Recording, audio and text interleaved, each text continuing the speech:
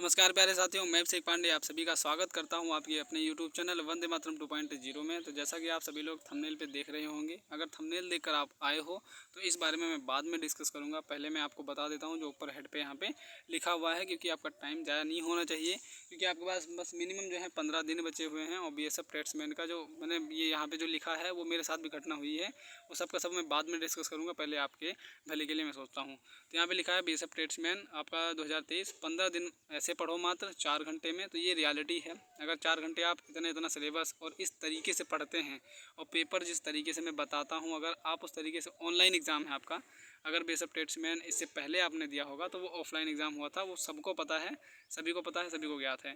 तो अगर अब वो पेपर आपने दिया है तो वो ऑफलाइन हुआ था, लेकिन इस बार ऑनलाइन एग्ज़ाम है। टाइम आपको इसमें पर्याप्त मिलेगा, टाइम आपको अच्छा खासा मिलने वाला है।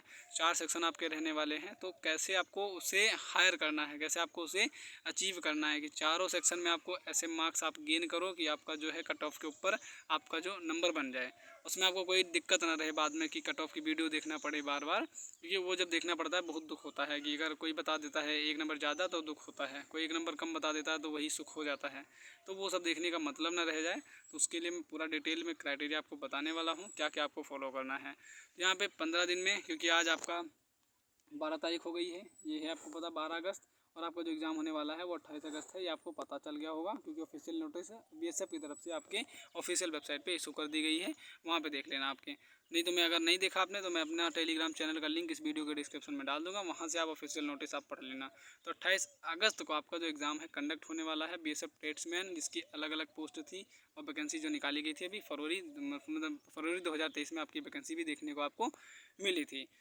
तो बात करता हूँ मैं फिजिकल पे। तो इसके फिजिकल जो है वो कंडक्ट हुए थे जून में, आपका मई से स्टार्ट हुए थे, जुलाई तक आपके चले थे, पूरा जून इसका फिजिकल जो है चला था। फिजिकल में क्या क्या कंडक्ट करवाया गया था, तो फिजिकल में आपका 5 किलोमीटर की रनिंग थी, और आपका हाइट, चेस्ट और आपका वेट यहाँ पे मेजरमेंट करना था। वेट में वैसे कोई बच्चे आउट नहीं हुए थे, आपका बस जो अगर दौड़ नहीं पाया होगा वो बच्चे इसमें आउट हुए थे। तो अब आते हैं अपने डिस्कशन पे। हम 12 अगस्त यानी 12 अगस्त आज है, आज से 28 अगर आप जोड़ते हो तो कितने दिन बचते हैं टोटल आपके पास? 16 दिन आपके पास यहाँ पे बचने वाले हैं। तो वही 15 दिन आसपास कैसे आपको पढ़ने हैं। तो मिनिमम अगर आप ऑनलाइन एग्ज़ाम ऑनलाइन अगर प्रिपरेशन कर रहे हो, कोई आप वेबसाइट से जुड़े हुए हो, तो आप वहाँ से तो पढ़िए, वहाँ से मैं मना नहीं करूँगा, आप वहाँ से पढ़ सकते हो। लेकिन अगर किसी बच्चों को आदत है ऑफलाइन पढ़ने की, ऑफलाइन पढ़ने की, किताबों से पढ़ने की, तो वो किताब से भी पढ़ सकता है। किताब जो हो आपके पास वो पढ़ना है। अब पेपर आपको कंडक्ट कैसे करवाना है या कैसे देना है पेपर आपको, तो अभी जो आप यहाँ पे स्क्रीन में देख रहे हो, ये इसके लिए परेशान मत होना, इसका मैं लास्ट में बताऊँगा क्या वजह थी, क्या हुआ था मेरे साथ। ये फॉर्म मैंने भी फिलअप किया था, बहुत अच्छी खासी थी। और मैं एक बात बता रहा हूँ आपको, अगर आपको 2023 में जॉब ना मिली, अगर इस साल में आप जॉब ना ले पाए, तो 2024 में कोई रोक भी नहीं सकता आपको जॉब लेने से, कोई दिला भी नहीं सकता है, मैं ये कहूँगा। क्योंकि 2023 सुनहरा मौका है, हर एक स्टाफ में, हर एक आयोग में वैकेंसियाँ निकल रही हैं। अगर इसको नहीं आप फुलफ़िल कर पाए तो फिर 2024 में तो भूल ही जाओ। क्योंकि जो वैकेंसियाँ आ रही हैं अच्छे अच्छे लेवल पे, यानी अच्छे अच्छे नंबर ऑफ़ वैकेंसीज़ आपकी ज़्यादा सब में हैं। 9000 के आसपास थी, 8000 के आसपास CRPF ट्रेड्समैन में।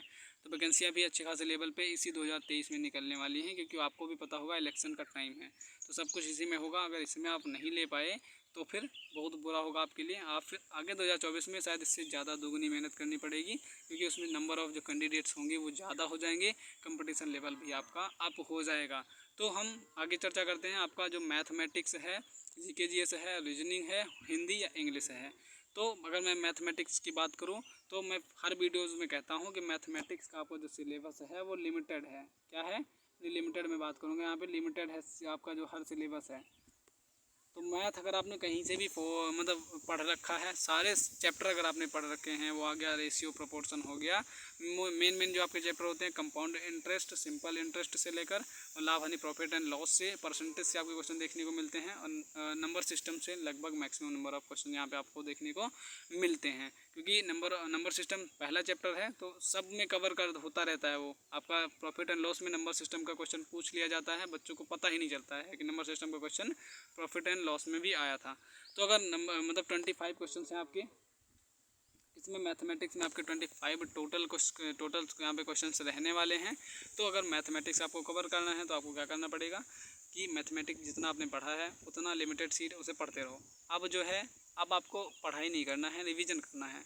मैं आपको बता देता हूँ, आप अगर आप अभिज्ञात ना हो आपको, तो RWA, यहाँ पे मैं बता दूँ, RWA रोजगार विद अंकित आपका एक ऑफिशियल चैनल है जो इसकी प्रिपरेशन करवाता है। तो वहाँ पे उन्होंने अपने ऐप पर फ्री ऑफ कॉस्ट जो है CRPF ट्रेड्समैन का, BSF ट्रेड्समैन का, BSF रेडियो ऑपरेटर का, सारे जो हैं एग्ज़ाम्स क्या करा रखे हैं, यानी BSF के जितने भी एग्ज़ाम्स हैं उसका फ्री में प्रैक्टिस सेट आप लगा सकते हो, फ्री ऑफ कॉस्ट है, कोई भी उसका कॉस्ट देने की ज़रूरत नहीं है। जैसे अदर प्लेटफॉर्म पे होते हैं, 49 रुपये दे दो, अच्छा 1 रुपये दे दो, 2 रुपये दे दो, इतने में लेते हैं, तो उस पर 1 रुपये भी नहीं पड़ने वाले हैं, फ्री ऑफ कॉस्ट है। मैं यहाँ पे प्रमोट नहीं कर रहा हूँ, मैं बता रहा हूँ क्योंकि मैं भी वहीं से तैयारी कर रहा था। जितना भी मैंने एग्ज़ाम दिया है और जितने भी निकाले मैंने, एग्ज़ाम निकाले तो हैं, काफ़ी सारे निकाले हैं, लेकिन बस आगे नहीं हो पाया हूँ मैं।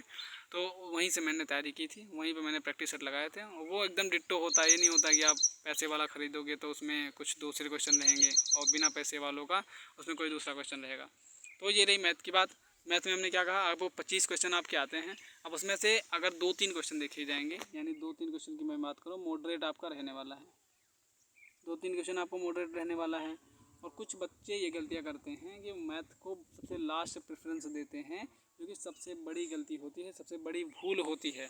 मैथ आप सबसे पहले, पेपर स्टार्ट होना, टाइम आपका स्टार्ट होना, आप सबसे पहले मैथ कर लीजिए और एक बार करिए, उस पर ज़्यादा टाइम नहीं देना है आपको। यानी मैं खुद का एक्सपीरियंस बता रहा हूँ आपको, मैथ में, इंग्लिश में, हिंदी में, GK GS में, रीजनिंग में कैसे आपको टाइम बचाना है अपना। तो अगर मैथ आपको सबसे पहले जो है, मैं सबको ये राय दूंगा, 15 दिन है अभी, प्रैक्टिस आप घर पे लगा के देख लीजिए। आप जैसे पहले लगाते थे, अगर आप पहले हिंदी लगा लेते थे, सोचते हो आसान रहती है हिंदी, सबसे पहले कर लो, इसे GK GS रहती है आसान, सबसे पहले से कर लो, तो मेरे कहने के मुताबिक आप पहले क्या लगाओ, सबसे पहले मैथ को करके देखो, 2-3 दिन करके देखना, आपको खुद वहाँ पे टाइम का जो आपका डिफरेंस है वो समझ में आएगा कि जब मैं हिंदी पहले करता था तो टाइम कितना बचता था, और जो मैथ में पहले कर लेता हूँ तो टाइम कितना बचता है।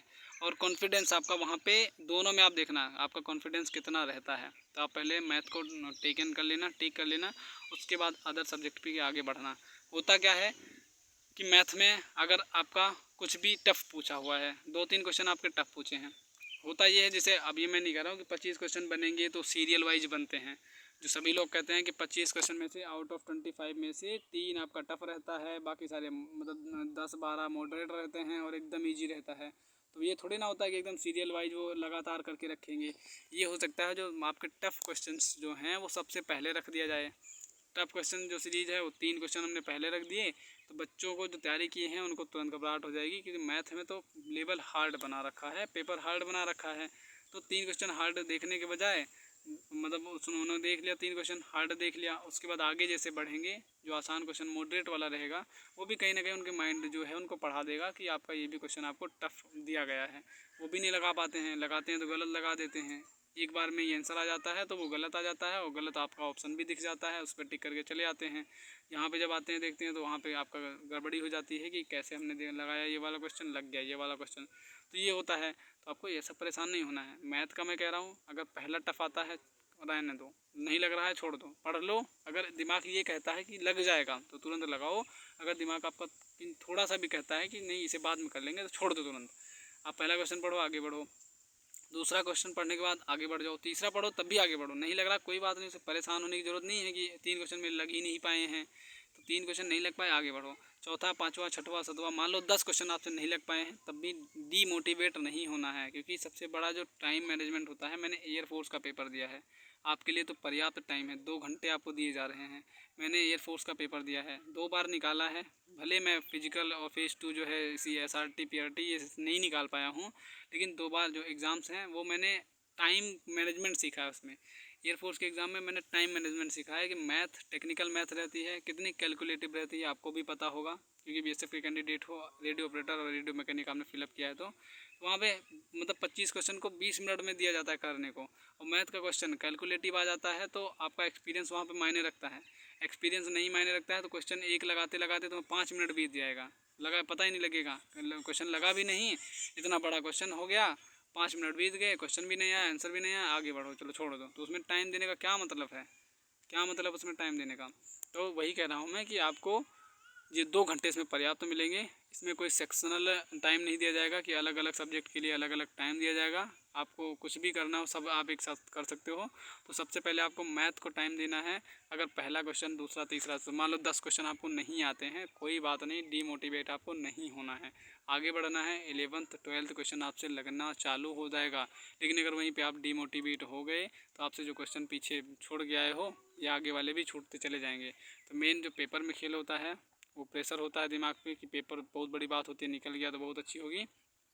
तो वहाँ पे आपको क्या करना है, 10 क्वेश्चन आपके नहीं लग पाए कोई बात नहीं, 11th 12th आप लगाओ। अगर 25 में से तुम्हारे लग गए सिर्फ 10 क्वेश्चन, 25 क्वेश्चन आपने देखे उसमें से 10 क्वेश्चन लग गए, कोई बात नहीं, दोबारा उस पर मत जाना, अब आगे वाले सेक्शन पे बढ़ जाओ।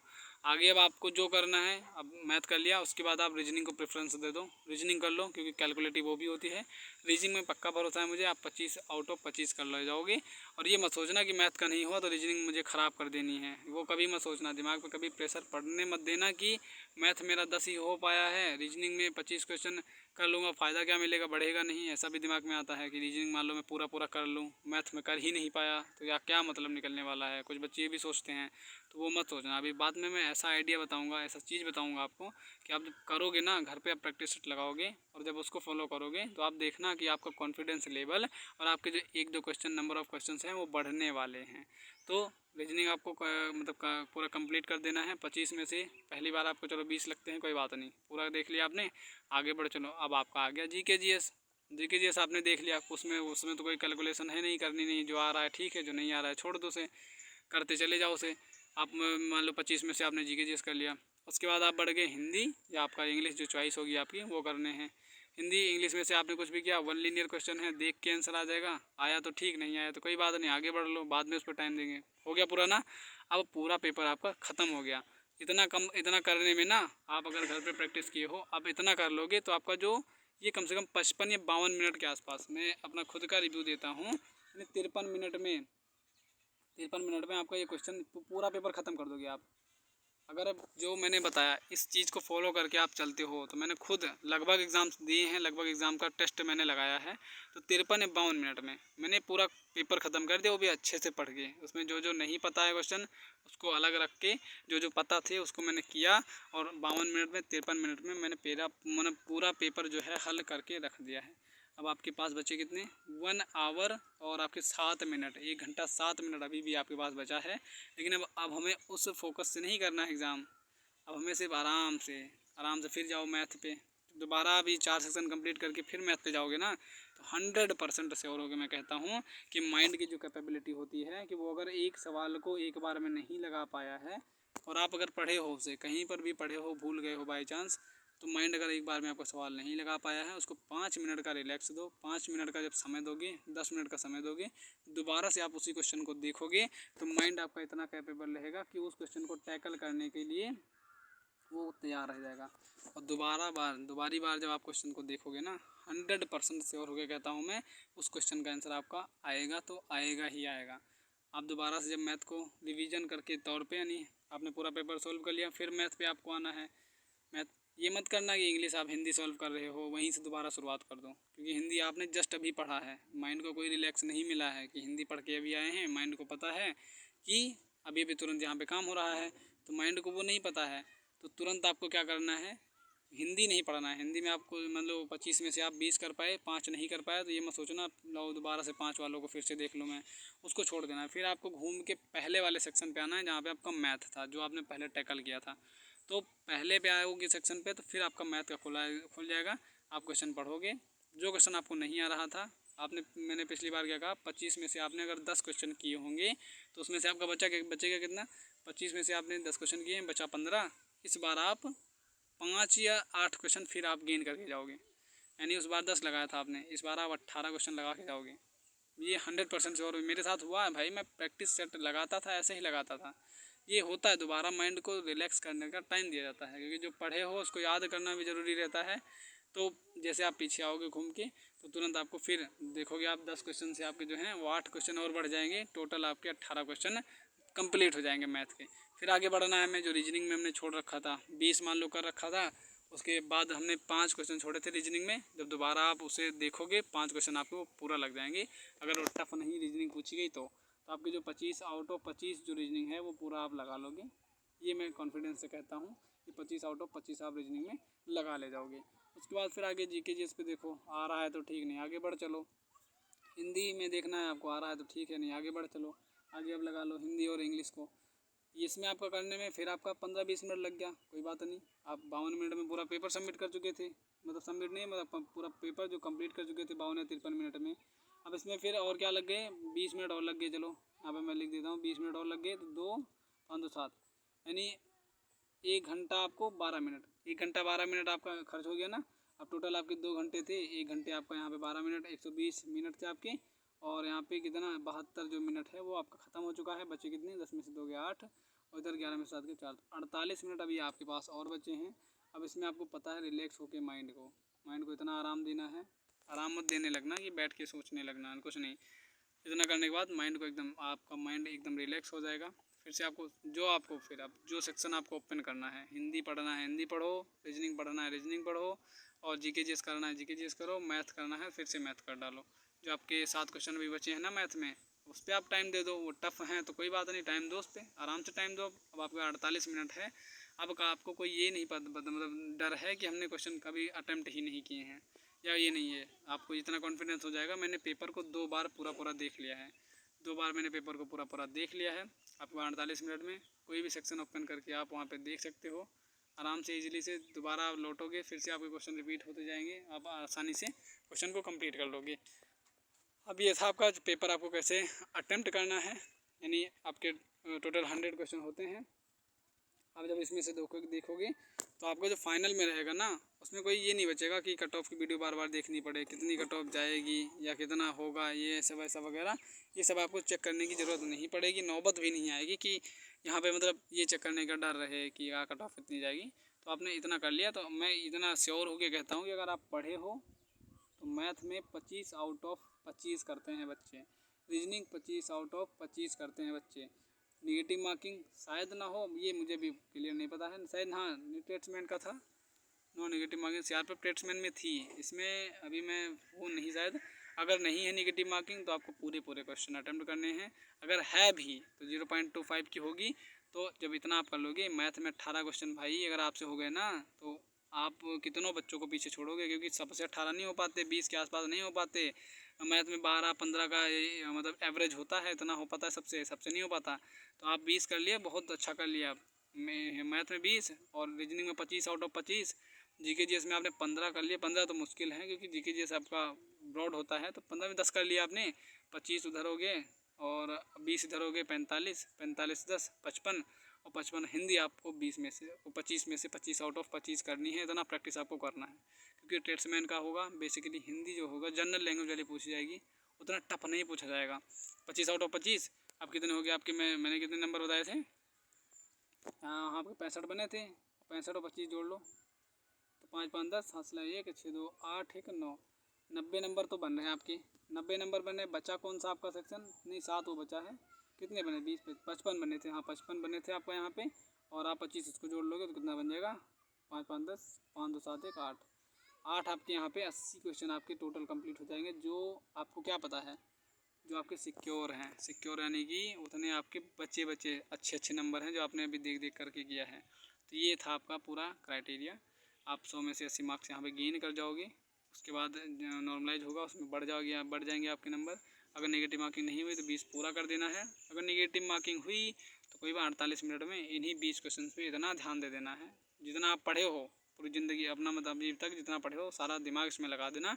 बता देना 20 में से आप 5 क्वेश्चन को हिला दोगे, 6 क्वेश्चन हिला दोगे, 8 क्वेश्चन तक आपके लग जाएंगे। 80 + 88 हो गया ना, कोई रोक नहीं सकता आपका सिलेक्शन, कोई भी रोक नहीं सकता। फिजिकल पास हो आप, इतना मानो, फिजिकल पास हो आप, कोई रोक नहीं सकता आपको पेपर यहाँ फोड़ने से। अब मैं बात करूँगा कि मेरे साथ क्या हुआ था। तो मैंने भी इस फॉर्म को फिलअप किया था, तो बड़े ही उम्मीद के साथ मैंने इस फॉर्म को फिलअप किया था, क्योंकि एयरफोर्स जब अग्निवीर लॉन्च कर दिया उन्होंने पिछले साल से ही, तब से वही एक तरीके से था कि मैं थोड़ा सा अलग भावुक हो गया था, तो मैंने छोड़ दिया था एयरफोर्स की तैयारी करना, ये अब नहीं होगा, चलो ठीक है। छोड़ दिया था, तो बीएसएफ रेडियो ऑपरेटर की वैकेंसी उसी टाइम आ गई थी।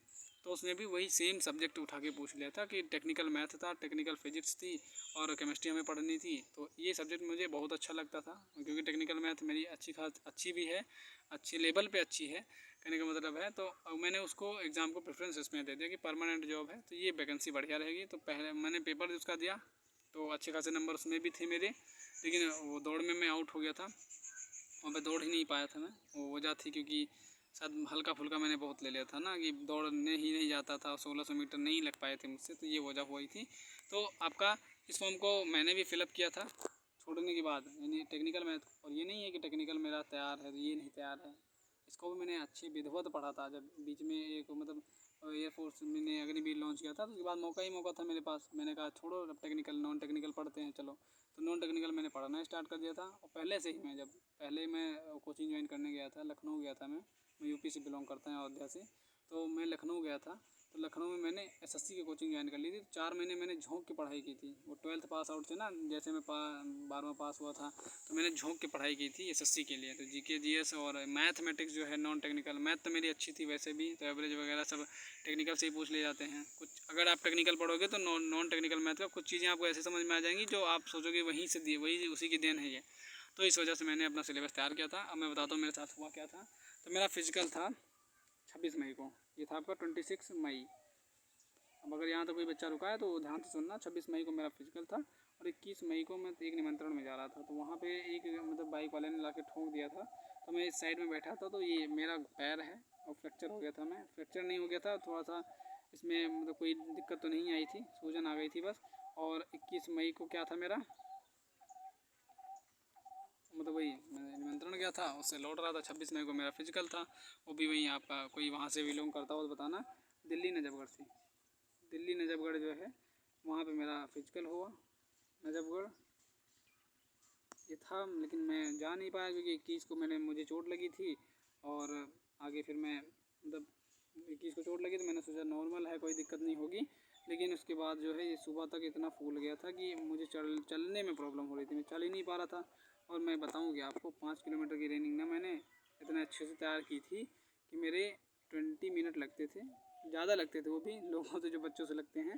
लेकिन भाई अगर आप भी अगर दौड़ते हो तो मैं आपको ये नहीं कहूँगा, लेकिन जब आपको मेंटली और फिजिकली दोनों तरफ से मेहनत करनी पड़ती है तो उसमें से दोनों नहीं हो पाता है। आप तो मेंटली पढ़ ही पाओगे या तो फिर दौड़ ही पाओगे। तो ये तो बस मतलब एयरफोर्स के लिए आज बीएसएफ रेडियो ऑपरेटर की देन थी जो मैं यहाँ तक ला पाया था इसे मैं, क्योंकि वहाँ 1600 मीटर दौड़ना पड़ता था, यहाँ पे मैंने फोकस कर दिया था तो 5 किलोमीटर 20 मिनट में ही बन रहा था। सबसे पहले दिन दौड़ा था तो 28 मिनट लगे थे, वो भी कैसे दौड़ा था वो मुझे पता है कि मेरी सांस वाँस फूल रही थी पूरी। तो पूरे 28 मिनट लगे थे, लेकिन कम करते करते करते करते 20 मिनट 21 मिनट तक ले आया था मैं। तो दौड़ भी मेरी कंप्लीट हो गई थी। मैंने सोचा चलो इस वैकेंसी को भी अगर अचीव कर पाए तो कर लेंगे, बहुत बढ़िया बात होगी। लेकिन बीच में मेरा होता, वो कहते हैं ना भगवान नहीं चाहेंगे तो नहीं होगा, तो यही वजह हो गई थी कि मेरा एक्सीडेंट हो गया था। तो मेरे पैर जो है फ्रैक्चर हो गया था, इसमें सूजन आ गई थी, ये देख सकते हो आप यहाँ पे एक्सरा लगा हुआ है। और मेरी तैयारी बहुत अच्छी चल रही थी, अच्छे मार्क्स में मैं टेस्ट में गेन कर रहा था। ये बात रियलिटी है कि अच्छे मार्क्स में गेन कर रहा था। जो मैंने अभी आपको बताई वो जो भी मैंने आपको राय दी है, तो वो राय अगर आपने फॉलो कर ली, या जो स्ट्रेटेजी बताऊंगा अगर उसको फॉलो किया तो पेपर में अच्छे मार्क्स पाओगे। ये बात रियलिटी 100% छोड़ो को मैं कहता हूँ। आप अगर नहीं मानते हो, अभी तक मेरी बात नहीं मानी है, तो आप जाना इस बार। अभी 15 दिन बचे हैं, अगर मेरे मानने के मुताबिक आप जो तैयारी कर रहे हो करो। ये मेरे मानने के मुताबिक 2-3 दिन आप टेस्ट इस प्रकार से लगा लो, पेपर दे के आना, आप कॉन्फिडेंस बताना। ये वीडियो कहीं जाएगी नहीं, वीडियो के कमेंट बॉक्स में आप बता के चले जाना हाँ कि आपका बताया हुआ जो तरीका था बहुत बेटर आया। तो बस मैं यही बात मुझे मतलब यही बात करनी थी।